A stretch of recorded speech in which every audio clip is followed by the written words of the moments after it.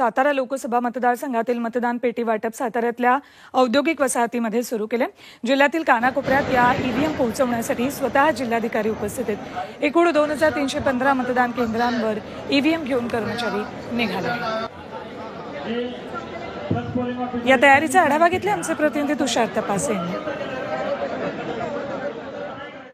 तिसऱ्या टप्प्यात होणाऱ्या उद्याच्या निवडणुकीची तयारी प्रशासनाच्या वतीनं सुरू करण्यात आली आहे। तुम्ही पाहू शकता मोठ्या संख्येने कर्मचारी या ठिकाणी दाखल झालेत। बॅलेट मशीन असेल, एकूण सगळे कागद असतील किंवा माहिती असेल ती सगळे घेण्याचं काम इथं सुरू आहे।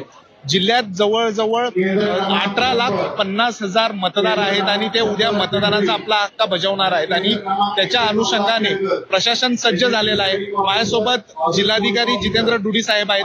सर, काय सांगाल की प्रशासनाच्या वतीनं कशा पद्धतीनं तयारी करण्यात आली?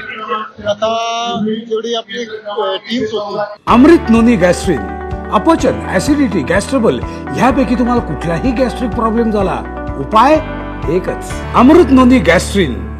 त्या सर्वांची ट्रेनिंग आपण मागे दिलेली आहे। त्याच्यानंतर सर्व मशीनची कमिशनिंग झालेली आहे।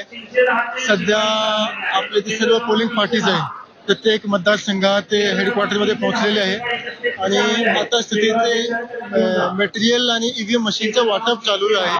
एकूण 16 उमेदवारांसाठी उद्या निवडणूक प्रक्रिया पार पडते आणि त्याच्यामध्ये थेट लढत जी आहे ती उदयनराजे भोसले आणि शशिकांत शिंदे यांच्यात होती आणि त्याच्यासाठी ज्या ज्या ठिकाणी स्टेशन्स त्यांना देण्यात आले त्या ठिकाणी आता रवाना व्हायला सुरुवात झालेली आहे। जे दुर्गम भाग आहे त्या ठिकाणी सुद्धा हे आता कर्मचारी त्या ठिकाणी पोहोचतील आणि उद्या सकाळी 7 वाजल्यापासून निवडणुकीच्या मतदानाच्या प्रक्रियेला सुरुवात होईल। व्हिडिओ जर्नलिस्ट अनुराग दिवारसह तुषार तपासे, झी मीडिया, सातारा।